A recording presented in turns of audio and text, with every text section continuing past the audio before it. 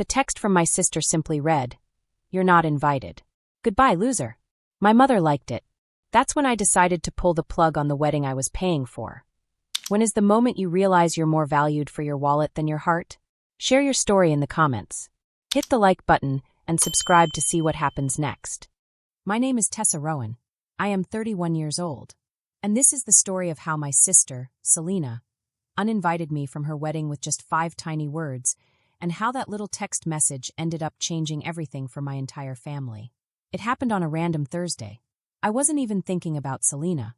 I had just finished a long, tiring day at work. My head was full of numbers, emails, and deadlines. So I wandered into Target to clear my mind. You know those kinds of evenings where you just want to walk slowly through a store, do nothing important, and feel calm? That's what I was doing. Quiet, simple, and a little comforting. I had a small shopping basket. Inside were a few candles and some protein bars. I was just half-heartedly looking at other items on the shelves when my phone buzzed. It was our family group chat that we had made for the wedding. I thought it might be a question about the decorations, the menu, or the guest list. I didn't expect anything serious. But when I opened the chat, I saw 5 words that didn't make sense at first. "You're not invited. Goodbye, loser." I froze. My hands stopped moving. My heart skipped a beat. It was from my sister, Selena. And right under it, my mom, Vivian, had put a little heart emoji. No words, no explanation. Just a tiny red heart, like she was saying it was okay to be mean. I stood there in the middle of the snack aisle, staring at my phone.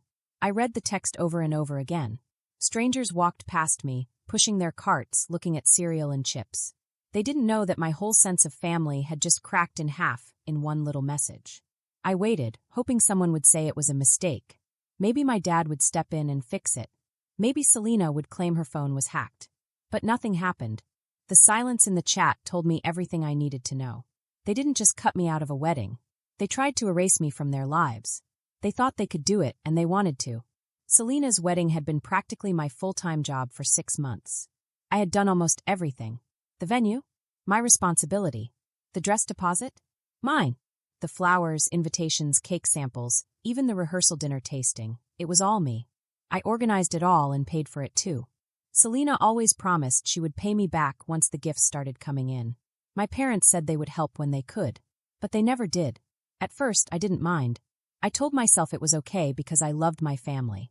I was the responsible one, the single daughter with a steady job and no kids, the one who could handle everything. That's how they justified asking me to do it all. And like a fool, I told myself it was love. I told myself helping them meant I was part of something important. But standing in the Target parking lot that night, staring at Selena's cruel text, I realized the truth. It wasn't love. It was convenient. They didn't want me. They wanted my money. They wanted someone to do the work. They didn't care about me at all. I didn't reply that night. I wanted to see what they would do next. I wanted to see if they would try to explain themselves. By the next morning, the chat was busy again, as if nothing had happened. Selena posted a TikTok of herself laughing as a bride with the caption, "When drama tries to ruin your big day." My mom replied, "So true. All love." My dad added, "Finally, no drama this time." I stared at their messages until my eyes stung. I realized it wasn't a misunderstanding. It was deliberate. They wanted me gone. They wanted me out. They didn't want my presence, just my money. But they forgot one thing. I was the one paying for everything. So I opened the chat again. My heart was pounding, but my hands were steady. I typed one simple sentence. "Perfect. Then I'll remove my payments from the account." Just one sentence. Calm. Final. The kind of sentence you write when you stop asking for permission and start taking control. The typing bubbles appeared immediately. "Selena. LMAO. Okay, sure. Mom. Don't be dramatic, sweetie. We'll handle it. Dad. Thumbs up." That's how my father responded when his daughter was kicked out of her sister's wedding. I didn't reply. I just watched them laugh, not realizing that by tomorrow, their perfect wedding would no longer exist. That night, I couldn't sleep. I sat on my couch surrounded by invoices, contracts, and printed receipts in a labeled folder. Selena wedding expenses. I used to joke that I was her unpaid wedding planner. Now those receipts felt like power. Proof. Every dollar, every booking, every signature had my name on it. I started making calls, one by one. The venue was canceled because the deposit was under my name. The florist dropped the order once they saw proof of payment. The caterer hesitated, then checked the contract. The signature was mine, the payment was mine. Done. Even the dress boutique, where Selena had already gone for fittings, agreed to freeze everything until the remaining balance was paid in full. By 11 a.m. the next morning, the entire wedding had collapsed. At 12:22 p.m., Selena finally texted me. "What did you do?" I didn't answer. Then came the storm. Texts from all sides. "Mom, you're ruining your sister's life. Selena, you're unstable. You need serious help. Dad, this is exactly why we didn't want you involved." 18 messages in 10 minutes. Each one louder, meaner, and more desperate than the last. Selena sent one last text. "You have 1 hour to fix this, or I'll tell everyone what you did to Ethan." I laughed. Alone in my apartment, I laughed. That was her last card. A bluff. A fake, weak threat. And she knew it. That night, I opened a bottle of wine, put on some music, and watched the chaos unfold from a distance. They thought they could erase me. They thought I would beg to be let back in. But I had already reached the end of what I could tolerate. They wanted a wedding without me? Fine. Let's see how far they get without my money. The sun came up like nothing had happened. The city went on as usual. Trash trucks groaned. Dogs barked at scooters. Neighbors clinked mugs. For a second, it felt silly to think the world should notice my little apocalypse. But it had a clock. I had all the dates, all the vendor contacts, written on a yellow legal pad the night before. I brewed coffee I didn't taste, and opened the folder labeled Selena Wedding Expenses. Inside, every tab listed the vendors: venue, florist, caterer, invitations, dress, rings, cleaning, transportation, rehearsal, dinner. Every invoice had my name. Every email ended with my signature. I used to think being dependable meant being helpful. Now I realized it meant I had the power. I was the owner. First call. Fairview House, the venue Selena loved. "Hi, this is Tessa Rowan. I need to cancel the Carter Rowan booking for September 29th. I said. I didn't explain. I didn't justify. I spoke like someone who had the right to be heard because I did. There was a pause. "I see your deposit, Ms. Rowan. The contract lists you as the payer of record. Are you sure?" "Yes, I'm sure," I said. Her tone changed. Professional. Protective. "Understood. I'll process the cancellation now. You'll get a confirmation email in 10 minutes. If anyone calls to reverse it, we'll need ID and your written consent. Without that, nothing moves. Thank you." The email hit my inbox before I set my phone down. Cancellation confirmed. Another email pulled the deposit receipt from their system like a tooth being removed. I saved it in a subfolder called Pulled Plugs. Next call, Florist Violet and Vine. The owner remembered me by voice. "Tessa, your sister has expensive taste," she said. "Not anymore," I said softly. "Please cancel the order attached to my card." "No problem. I'll stop production and issue a credit note. Just to confirm, you are the player?" "Yes." Another file went into Pulled Plugs. Next caterer. Trickier. They had rules about cancellations inside 30 days. I opened the PDF. Clause 7. Force measure client cancellation. They could keep a portion, but the service would stop if the payer withdrew consent. I was the player. The manager, Paul, tried to be firm. "We're prepared to serve, Ms. Rowan. Your sister confirmed 150 guests." "Whose card is it?" I asked. Silence. Paper shuffling. Small sigh. "Yours," he admitted. "Then cancel it immediately. I'll accept any penalty I'm entitled to." 10 minutes later, it was done. Another confirmation. Another file slid into Pulled Plugs. I called all the other vendors. Invitations, car rentals, rehearsal dinner, dress boutique. Everything stopped. When I got to the dress boutique, my hands trembled. I pictured Selena grinning in the mirror, pinching silk, saying, "It's like it was made for me." Not her. She paid for it. The manager, Elise, sounded hesitant. "Ms. Rowan, alterations have already started." I said, "I didn't approve any alterations. The deposit is mine. Please hold the gown until full payment is done." Another pause, then compassion. "We'll hold it. No release without the payer's permission. I've noted your account." When I hung up, my shoulders finally dropped. The machine was stopping, not because I yelled, but because I asked for what was mine. For the first time in months, I felt relieved. Not because I had won, not because I had hurt my sister, but because I finally realized my worth. I wasn't just the responsible one. I wasn't just the helper. I was the owner of my own choices and my own money. And nobody, not Selena, not my parents, could take that away from me. At 11:03 in the morning, my phone started buzzing like crazy. Texts, notifications, missed calls. My little apartment suddenly felt loud and full of panic, even though it was empty. The family group chat was full of messages. Every single one was worried, angry, or trying to control me. Selena, what did you do? Mom. Vivian. Tessa, you're overreacting. Call me now. Dad. George. We can talk like adults. Fix the bookings and come to dinner tonight. Dinner? That was always their way of trying to make things okay. They would serve a plain meal, talk to me about what I did wrong, expect me to apologize in the form of a question, and then give me some store-bought pie to signal that everything was forgiven. That was their crisis management plan, and they used it all the time. But I didn't answer. Silence is also a way to speak, and they have taught me that over the years. And now, finally, I was fluent in silence. At 12:22 in the afternoon, another text arrived. This one was just from Selena, not the family group chat. What did you do? It said. I watched the typing dots appear, disappear, and appear again on the screen. Then came another text. You have 1 hour to fix this, or I'll tell everyone what you did to Ethan. I set the phone face down and laughed quietly by myself. There it was, the family's favorite tool. Accusation as a leash. Something vague, something shaming, dangled in front of me to make me run and obey. But I wasn't a dog and there was no leash. There was only me, a woman at the kitchen table, staring at a stack of receipts, feeling a calm rise inside me. I made lunch slowly. I watered my plants one by one. I washed the dishes by hand, listening to the clink of plates and cups as I rinsed them. It was a small sound, but it made me feel orderly on a day that was otherwise chaotic. When I checked my phone again, the timeline was like a museum of unraveling. 10:07 a.m., Aunt Miranda. Honey, not my business, but are you okay? People are saying wild things. 1:14 p.m., an unknown number.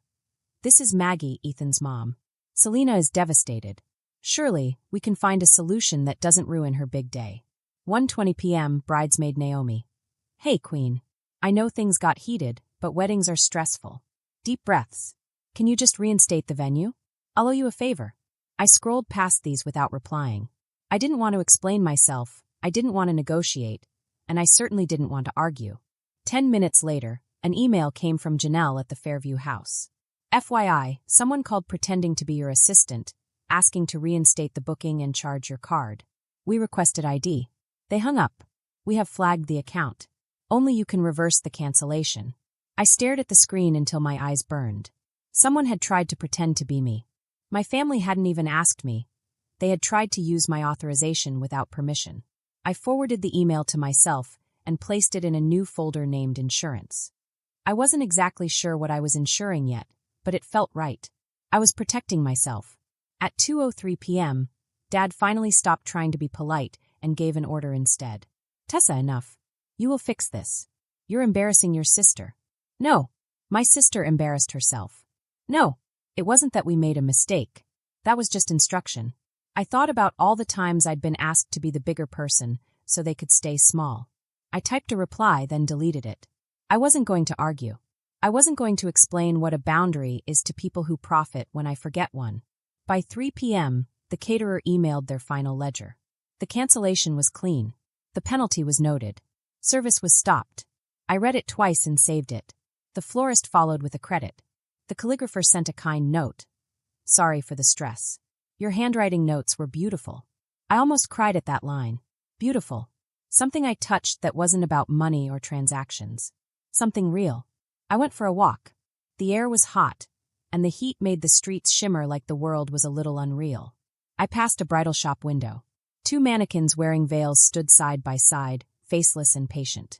I wondered if patience is what people call it when women stop demanding what they're owed.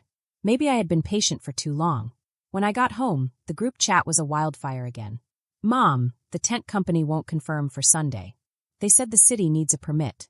Dad, we'll just do the backyard. How hard can it be to rent chairs? Selena, the boutique is being difficult. The dress is held. Fix this now. Mom, Tessa, we can't do this without you.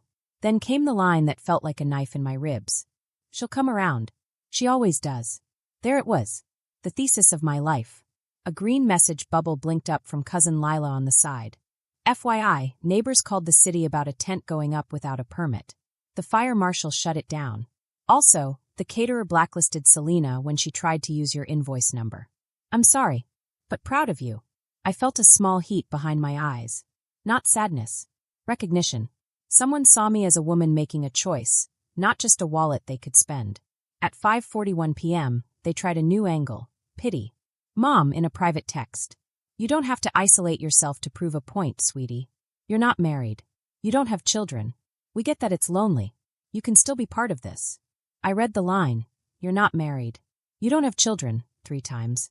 I could hear the subtext clearly, like a radio station under static. You owe us because your life is less real. I didn't answer. I would not audition for my own worth. As dusk pulled into the corners of my living room, I stacked the contracts neatly in one column and slipped a brass paperclip over them. I thought of Selena's text. The 5 words that began this mess. You're not invited. Goodbye, loser.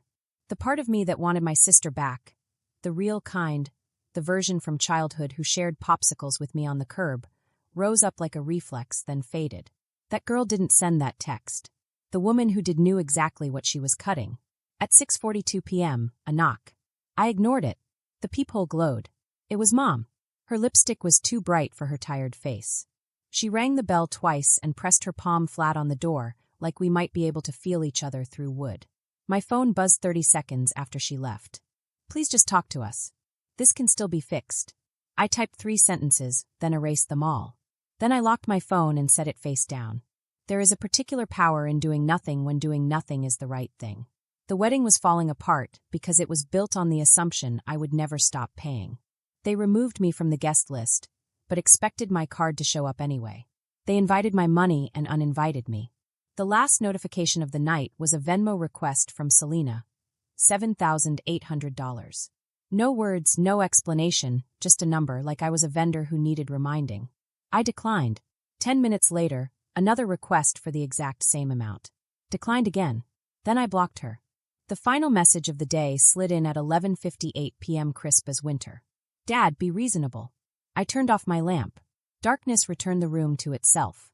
Somewhere across town, my sister stared at a held dress and an empty backyard. Somewhere else, my parents talked about me like I was a problem to be solved. And here, in my little apartment, the contract slept in a stack under a paperclip, waiting for whatever tomorrow would ask me to prove. I had already proved it. The next few days passed like the quiet after a storm. The air was heavy. The sky pretended nothing happened, but you could still smell the wreckage underneath. I expected chaos, screaming, a dozen missed calls. Instead, there was silence. A cold, deliberate silence that told me they were regrouping. Then Sunday came, and the story began to spread. Aunt Miranda called first. She didn't even say hello, just sighed into the phone. Honey, Selena's telling people you had a breakdown. She says you tried to ruin the wedding because you're jealous. Is that true? I didn't hesitate. Yes. I canceled everything. And no, I'm not sorry. There was a pause, the kind where you can hear someone deciding which version of you they'll believe. Then she whispered, well, good for you. Click. That's when I knew the word was spreading. Faster than wildfire, sharper than gossip. And I didn't care. By Monday morning, Selena had taken the story public. She posted a photo on Instagram, black and white, no makeup, holding a mug like she was starring in a heartbreak commercial. The caption said, the worst kind of betrayal always comes from the ones closest to you. She didn't tag me. She didn't have to. Everyone knew. The comments poured in.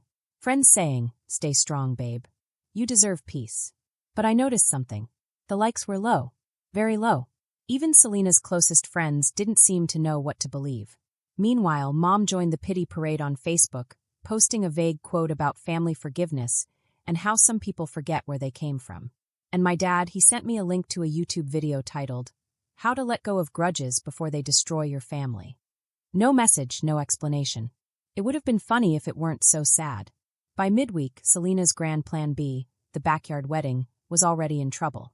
Cousin Lila sent me a secret text like she was sharing a super important secret. She typed quickly, like she was whispering through the phone.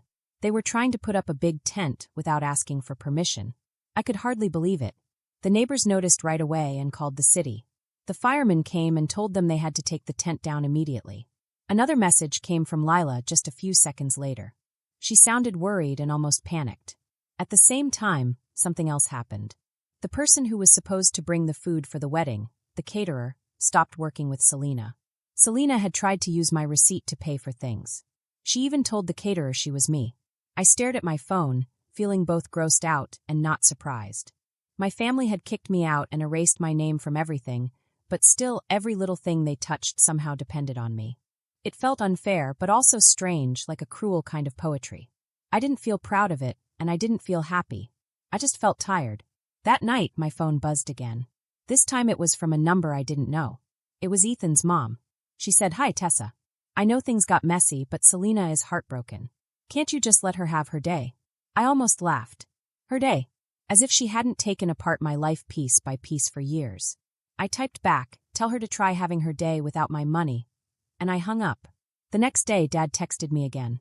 He said, "Your mom is really tired. Be reasonable. You can still fix this." He always said that, be reasonable. But what he meant was, calmness equals obedience. The only reasonable thing was to do what they wanted. I didn't want to be reasonable this time. Not like that. By Thursday, the truth finally started to show. Ethan, Selena's fiancé, was starting to see what was really happening. Lila texted me again. She said that Ethan told one of the groomsmen that he was thinking about calling off the wedding. He said, "If this is what marrying her family is like, maybe I need to rethink things." I blinked at my phone. Ethan, who was usually quiet and agreeable, was finally starting to see that he had signed up for a circus run by my mom and my sister. For the first time in weeks, I felt something close to relief. It wasn't happiness. It wasn't satisfying. It was just clarity. I could finally see the situation for what it really was. That night, I poured myself a glass of wine and opened the family group chat. I hadn't left it. They just assumed I had. The messages were chaos. "Mom, we can't do this without her." "Selena, so what? We'll just beg her." "Dad, offer to pay her back. She'll come around." "Mom, we'll tell her we learned our lesson." "Dad, just do whatever it takes. She always comes around." That last line, "she always comes around," stopped me like a stone in my throat. It was true. For 31 years, I had always come around. When Mom forgot to pay the electricity bill, I quietly paid it. When Selena's car broke down, I covered the repairs. When Dad's business had a slow month, I quietly gave money. They knew my kindness better than I did. They treated it like it was an ATM pin. But this time I didn't. I wouldn't. A few hours later, a new Venmo request arrived. $7,800. No message. Then another one 10 minutes later. Then a text from Selena. She wrote, "I know you're mad, but you've made your point. We're already locked into things. Please don't destroy my future just to get revenge." That sentence made my chest feel cold. Destroy her future? As if her lies and mean actions weren't the real problem. I didn't reply. I didn't even decline the request this time. I just blocked her again. That night, the silence in my apartment felt different. It wasn't angry anymore. It felt hollow. And I realized something I had never said out loud, maybe never even thought fully before. I didn't want revenge. I wanted peace. And it felt so strange because I had never really had peace in my life. My family had built an entire system around me being the dependable one, the good daughter, the fixer, the wallet. They mistook obedience for love. They mistook boundaries for betrayal. Watching their chaos from afar, I finally understood the truth. They weren't losing me. They were losing access. The next morning, I woke up to a new text from Mom. "Please, Tessa, just call me. This isn't how families should work." I didn't answer. For the first time, I realized she was right. Families shouldn't work like this. Maybe the only way to fix it was to let the old version burn to the ground. The wedding was 3 days away. No venue. No flowers. No caterer. No dress. They had built their castle in my name, and the second I walked away, it crumbled into dust. And yet somehow, I didn't feel powerful. I didn't feel vindicated. I felt free. It was supposed to be the night of the rehearsal dinner. Instead, my apartment was quiet. I sat on my couch, legs tucked under a blanket, watching a show I wasn't really watching. Then there was a knock on the door. I ignored it. Knock again. Someone whispered my name. "Tessa, please." It was Selena. For a moment, I thought I was imagining it. But when I looked through the peephole, she was really there. Her mascara was smudged. Her hair was pulled back. She wore that cream-colored jacket she had posted online a week ago with the caption, "Final fitting day." She looked exhausted, like she hadn't slept in days. She was holding a grocery bag that looked too old and used. Her hands shook as she pressed it toward the door. "Please just open it." I can't go back home right now," she said. Against every ounce of logic, I opened the door halfway. The hallway light poured in, washing her face in a dull yellow glow. For a few seconds, neither of us spoke. Her eyes darted around my apartment like she was trying to memorize it, maybe to remind herself what peace looked like. Then she lifted the bag slightly. These are the receipts. The contracts. I just found out. I frowned. Found out what? That Mom lied. She told me you offered to cover everything, because you were lonely. That you said paying for it made you feel included. I didn't know she was. I didn't know. I wanted to believe you. I didn't know. Her voice cracked. A small part of me wanted to hug her. The little sister I used to braid hair for, the little sister who used to steal my sweaters and sit on my lap, was whispering, just hug her. Make it right. But then I remembered every text, every smirk, every time she let Mom humiliate me while she stayed quiet. So instead, I stepped aside and gestured to the couch. She sat down. The bag clutched in her lap like it might protect her. For a long time, neither of us spoke. The only sound was the ticking of the clock and her uneven breathing. Then my phone buzzed. An email. I glanced at the screen and froze. It was from the Fairview house, the wedding venue. Subject: fraudulent activity notice. Someone had called pretending to be my assistant, asking to reinstate the booking and charge my card. The venue flagged it as fraud. I didn't even have to ask who did it. Selena saw the email reflected in my glasses. Her lips parted as she whispered, "She really did that, didn't she?" I nodded slowly. The reality hit her that her mother had tried to commit credit card fraud just to control everything. Selena's shoulders slumped. "I don't even know who I'm mad at anymore," she said softly. I almost said, "Now you know how I felt for years." But I didn't. There was no satisfaction left in me. I only said quietly, "You should go." She hesitated. "Do you hate me?" "No," I said. "I just stopped trying to make you see me." Her eyes filled with tears again. For the first time in a long time, she didn't look angry. She looked small. She wiped her face, then placed the bag of receipts on my coffee table like an offering. "I'll make this right," she whispered, though she didn't sound sure. Then she walked out. When the door clicked shut, I sank back onto the couch and stared at the bag. It was full of my handwriting, notes, contracts, payment slips, a paper trail of how I had been used. And for once, I didn't feel rage. I felt relieved. The truth had finally crossed the threshold. That night, at 2:07 a.m., my phone buzzed again. It was a text from Mom. "You'll regret what you started." No greeting. No explanation. Just that one sentence, sharp enough to slice through the dark. I stared at it for a long time, then turned off my phone. For the first time in years, I slept like a person who owed no one anything. The next day, Lila called, whispering like she was afraid the phone was being listened to. Ethan left. He packed up and went to stay with a friend. He said he was done with the drama. I closed my eyes. I wasn't surprised. Selena was losing it. Guests were canceling. The cake order was never confirmed because the deposit got pulled, and the dress boutique wouldn't release her gown until the balance was paid.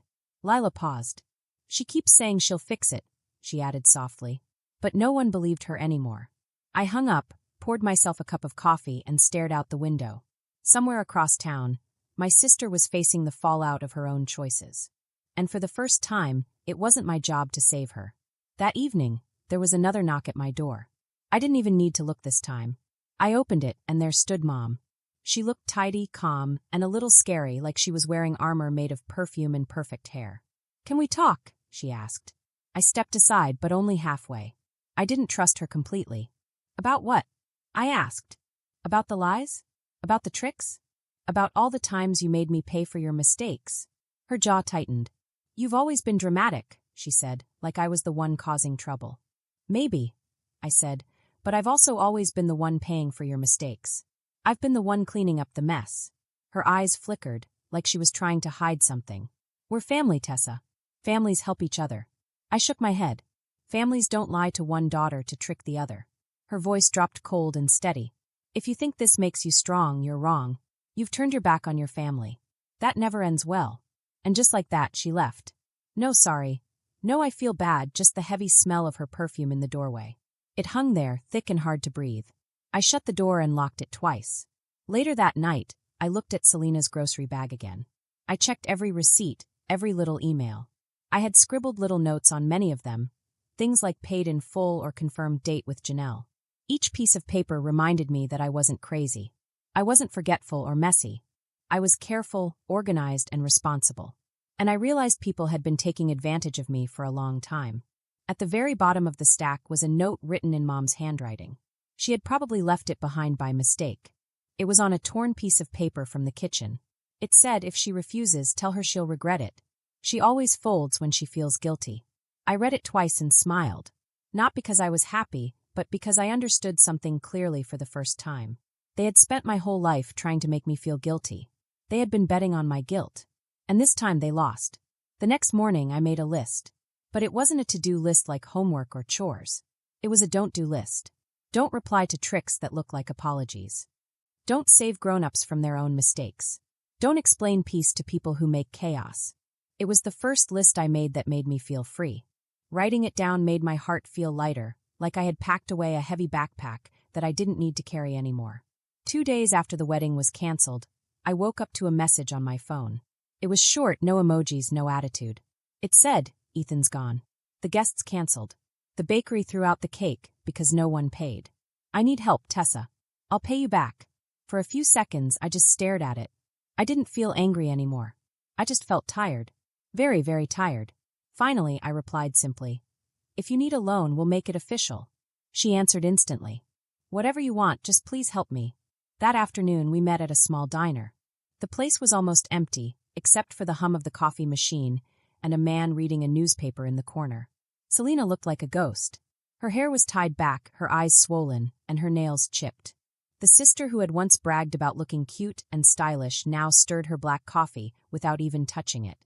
She looked small and tired, like all the energy had been taken out of her. I slid a folder across the table. It was a formal loan agreement. Every word was deliberate, clear, and fair. Loan amount, $2,600. Monthly payment, $216. Interest, 5%. Late fee, $30. Term, 12 months. Selena blinked. You're serious? I met her eyes completely, steady and calm. She flipped through the pages, her hand shaking just a little. For once, she didn't argue. She didn't roll her eyes. She didn't call me dramatic. She just took the pen and signed every single page. When she was done, she slid the folder back to me without a word. That silence was louder than any apology she could have given. The next morning, I got a notification. First payment received, $216. Small but meaningful. For the first time, Selena was giving something back instead of taking. A week later, my parents sent out invitations for a post-wedding celebration dinner. Of course, there was no mention of me. But 3 days later, an envelope arrived at my door. It was from Mom. Inside was a cream-colored invitation and a note. It's time to let things go. Please come. Family should stick together. Family. The same word they had used as a weapon against me for years. I folded the note neatly and tucked it back inside the envelope. Then I sent my reply. No, thank you. I'm busy that evening. But I did send a gift. A silver-wrapped frame. Inside, behind the glass, was a copy of the venue deposit receipt with Selena's signed loan agreement taped behind it. A quiet reminder of how things really happened. That night, my phone exploded with messages. Lila. OMG, the frame. Aunt Miranda. You didn't have to, but wow, poetic. Ethan's brother. Respect. Even people I hadn't talked to in years started following me online again. I didn't post anything. I didn't comment. I just watched the ripple spread. At the dinner, Selena reportedly turned pale when she opened my gift. Mom tried to play it off, saying, it's just a misunderstanding. But the room went quiet. Everyone knew now who had really paid for the wedding, who had canceled it, and who finally stopped being the fool. Over the next months, Selena made every payment on time. Never missed one. Never texted me again, except for a short note each month that simply said, paid. No apology, no explanation.